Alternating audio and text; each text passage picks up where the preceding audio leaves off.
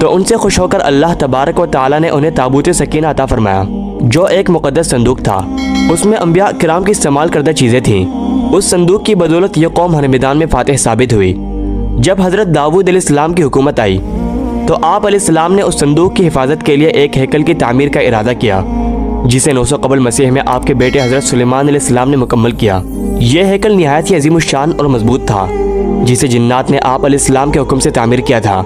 اس ہیکل کے اندر جس جگہ آپ عبادت کیا کرتے تھے وہیں اس تابوت کو رکھا گیا، اور کسی عام شخص کو وہاں داخل ہونے کی اجازت نہ تھی۔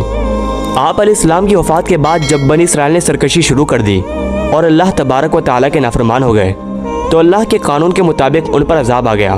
لہذا 500 قبل مسیح میں بخت نصر نے یروشلم پر حملہ کر دیا اور ہیکل سلیمانی کو تباہ و برباد کر ڈالا۔ پورے شہر میں خون کی ندیاں بہا دی اور لاکھوں یہودیوں کا سرعام قتل کر دیا گیا۔ آخر اس قوم نے توبہ کا راستہ اپنایا